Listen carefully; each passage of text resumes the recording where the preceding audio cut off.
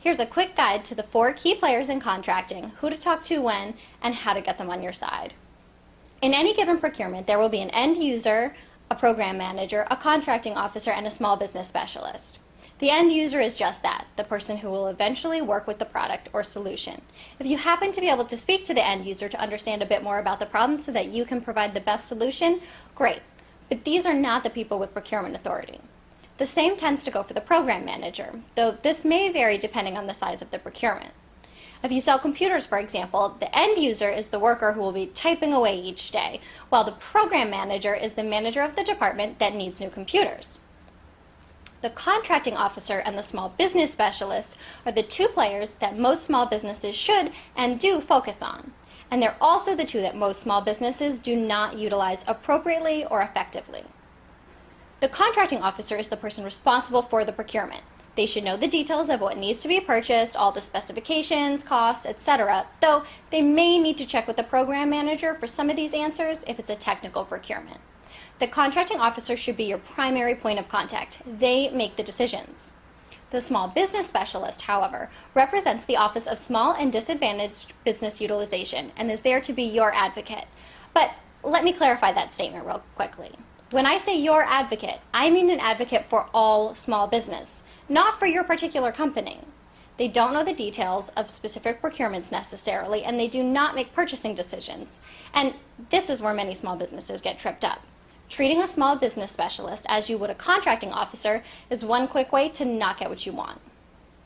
If you're interested in selling your product or service, responding to sources sought notices or RFPs, or doing any of the other straightforward tasks associated with federal government contracting, go through the CO.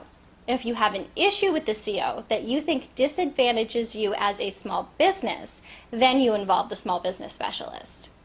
Additionally, when you need to involve the small business specialist, make sure that you're clear about what happened and make it easy for the small business specialist to help you. Send an email. If you want to call and email, fine, but you have to email so that your communication is trackable. Make sure that you include your name and contact information, the information about the procurement, including the solicitation number, what the issue is, and where more information can be found. You need to always remember that these people are busy and they're bound by certain regulations. It's your responsibility to make it easy for them to help you so that they can address your problem. It's also your responsibility to communicate effectively so that they can advocate for you. Phone calls from 100 people stating their names and numbers and that they have an issue are not effective. They're not attached to a solicitation or a person, and it's simply not feasible to call everyone back. However, 100 emails, or honestly even just 10 emails, that clearly identify an issue so that complaints about a particular CO or a particular procurement can be documented and addressed are effective. Send these emails to the CEO and copy the small business specialist. The government contracting world is a frustrating place. However, knowing who to talk to when can drastically improve a small business's effectiveness. I hope this explanation of the cast of characters will help your business more effectively interact with the procurement players and to win contracts.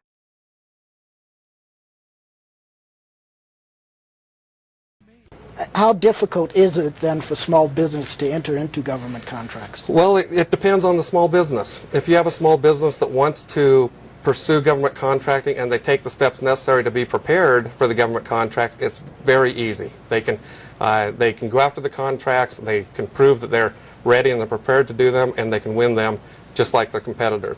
The ones that don't want to take that step and they want to just go after it and try to win it without initially getting prepared, it's very difficult, and they become frustrated because they're not winning the contracts, they can't figure out why, and they either go 4 or 5 contracts or contract attempts down the road, finally give up, or they finally put the effort into it to get their systems and their people trained to pursue government contracts. So it depends on the small business, what type of effort they're going to put into it up front to be able to pursue What them. kind of help then is available to small businesses to help them to get into government contracts? There's 3 or 4 different forms that you could definitely pursue.